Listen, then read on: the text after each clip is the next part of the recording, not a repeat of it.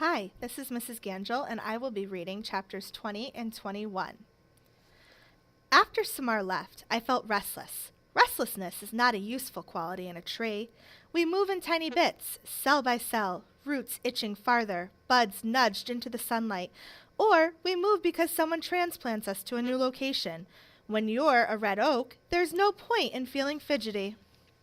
Trees, as I said, are meant to listen, to observe, to endure.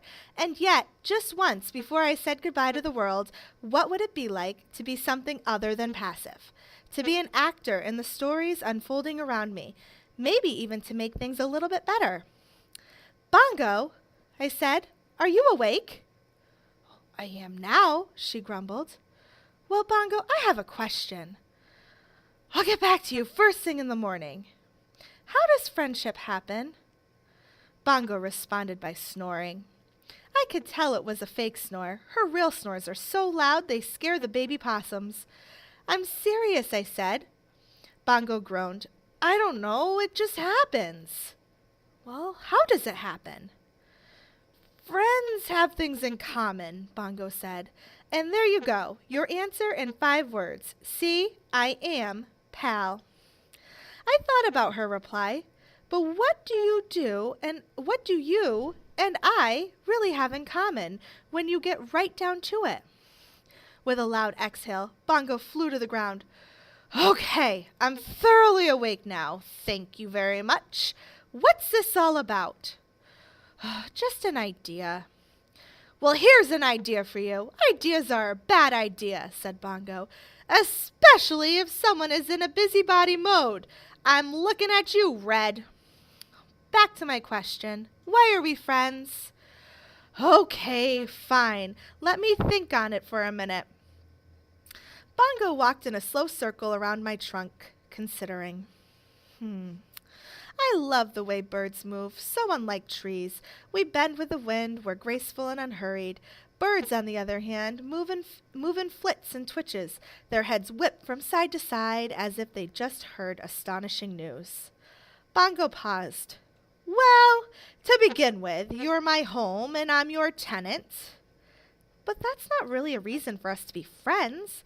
I've had residents I wasn't particularly fond of. That squirrel? What was his name? Squinch? The one with the bad breath? It's not important. Knew it was Squinch, Bongo said. Please focus. Bongo gazed up at me. We're friends because we're friends. Red, isn't that enough? Her voice was small and sweet, not her usual get-to-the-point crow tone. You're right, I said, but suppose 2 people needed to be friends. How would you make that happen? Maybe get them together, doing something. They yak, share a laugh, voila, friendship. Am I right? I don't like when you Humming leads to ideas. You can go back to sleep, Bongo. Thanks for talking. You're a good friend. Likewise, Bongo flew back up to her nest. Hey, be sure to let me sleep in. Bongo! Now what? One more thing. Why do you think people can be so cruel to each other? Well, it's not like the rest of us are exactly angels. Last night I saw Agnes eat a whole lizard in one bite. Agnes, the barn owl, who lived with her nestlings in my highest hollow, flapped her wings in annoyance.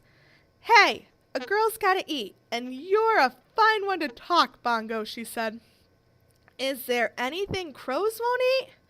My point, Bongo continued, is that the world's a tough place. Doesn't matter if you're a bunny or a lizard or a kid.